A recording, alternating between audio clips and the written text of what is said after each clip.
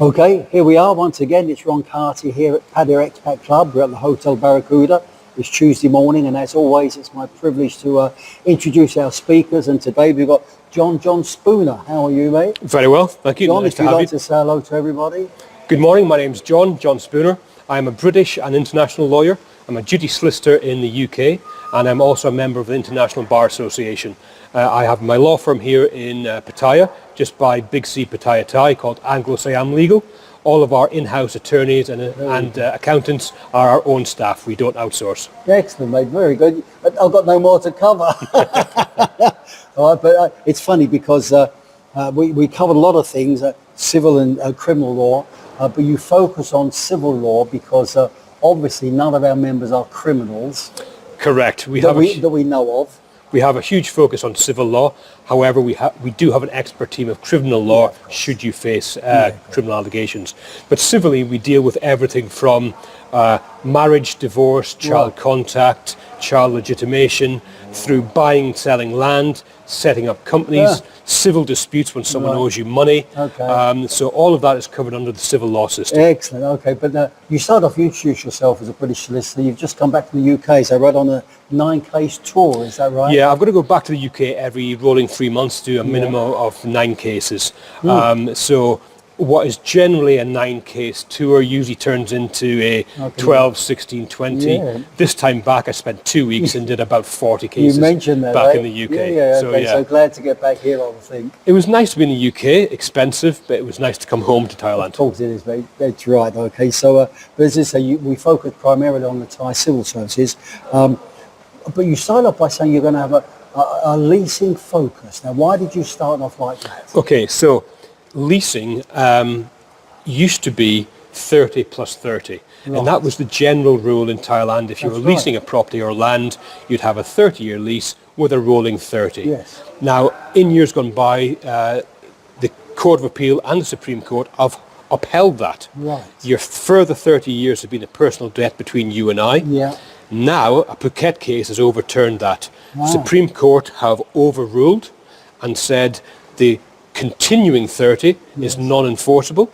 There's no debt between you and I. Yeah. So effectively, if you are offered a lease for 30 plus 30 as of now, avoid it, seek legal advice. Good for you, mate. Oh, well, thank you for that. And then you spoke about the importance of contract enforcement. Indeed. So, like everything, contracts and a written piece of paper is vital.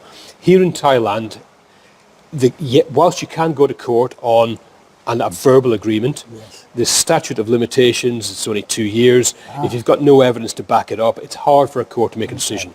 If you've got something in black and white, it's 5 years and it's evidence. So if you have something saying, I loaned Joe Bloggs 100,000 baht to be repaid on the 1st of January and he hasn't paid it, here's his signature, here's a copy of his passport or ID card. The court's got that in front of them, and the judge will determine based on what he sees. English and Thai?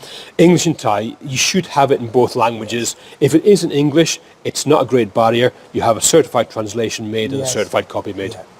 Actually, I'm jumping again, but one of the things I liked about what you mentioned right towards the end of your talk, how when you do documentation and translations, that you do English paragraph, Correct. Thai paragraph. That's interesting because most of it, it's a great big blurb of Thai. No one knows what's going on. Indeed. So that was very impressive. All of our documents, such as last wills, contracts, usufruct for land, leases, English Thai, Very paragraph good. per paragraph. Yeah, very good. Remember that, okay? So anyway, so look, and documentation. And then, of course, you came onto some things that maybe don't apply to our members, well, I'm not sure again, but you spoke about our unmarried fathers. Indeed. Unfortunately, unmarried fathers here in Thailand, when you have children, you have no parental rights or responsibilities. So if you break up with your girlfriend and she says, I need 20,000 baht, you have no more than a moral obligation to give her that for the upkeep of a child.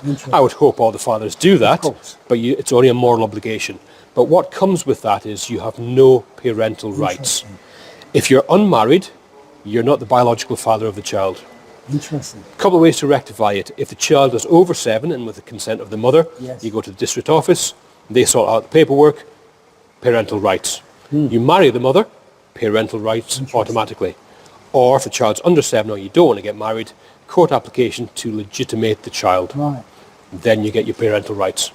Interesting. And then, of course, you spoke about another thing that happens here, happens everywhere, but marriage and divorce.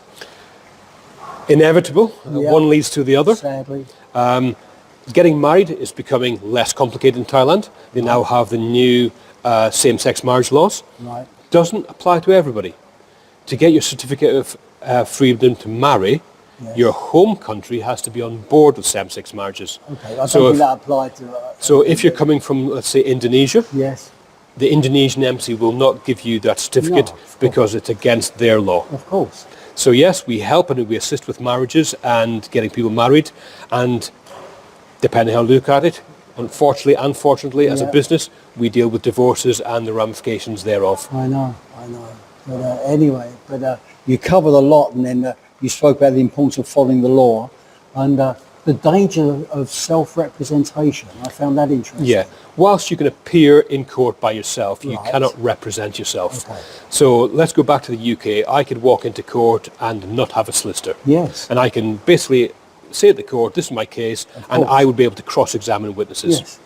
Yes. Here, you cannot. Okay. Because of the system and because everything has to be in Thai, even if you spoke Thai, you have to have a Thai lawyer. It's one of their rules and regulations. Yeah.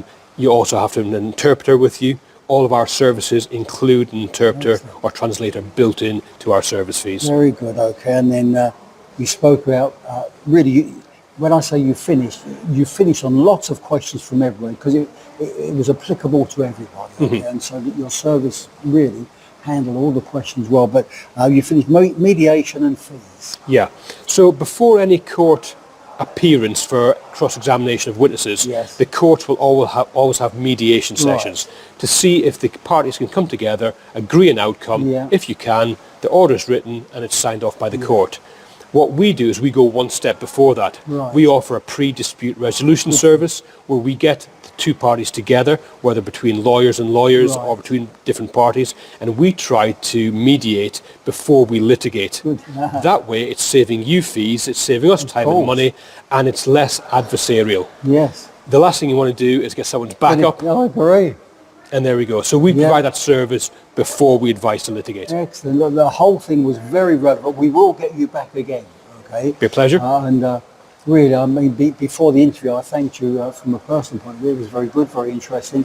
Everybody had lots of questions. They did, which was good.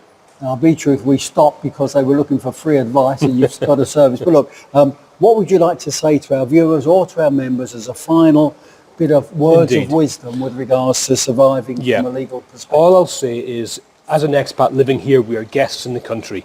At times we're going to need legal advice or we're going to run into legal issues. There are hundreds of lawyers nationwide. There's lots of lawyers, good law firms here in Pattaya. Seek guidance from them.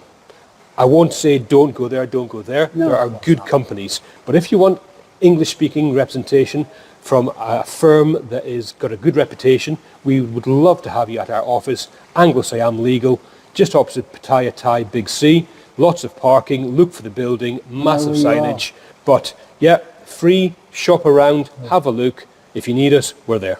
And listen, you also brought your colleague with you. Can you just introduce her, just say her name and everything? Indeed. Very good. Okay. So I've got one of my Thai attorneys with me today, Jasmine Carter. She's a dual British and Thai national, and she's a Thai attorney, extraordinary member of the Thai Bar Association and a notary public. All the advice and information that's been provided here today and on this video has been in conjunction with the Thai lawyers. I, as a British lawyer, I'm not allowed to be a lawyer here. That's why I have the Thai attorneys. They provide me the advice. I pass it to you in clear English terms. Excellent, excellent. And next time, when we will get you back, but next time we will get, sorry, she's sitting behind the camera. I will get you a certificate as well next time, okay? So thank you very much indeed. It's been an absolute pleasure, and I look forward to coming back. Yeah, brilliant, okay? Thank you. Look, once again, this is the expat, this is the quality of speakers and the information that we share with our expats. Come along every Tuesday, Hotel Barracuda. There's breakfast, there's camaraderie, there's questions, there's fun. I'm going to leave you now because I've got to go back upstairs because one of our members, it's his 88th birthday, and we're having a big function this week for him. So thank you very much, and we'll see you next week.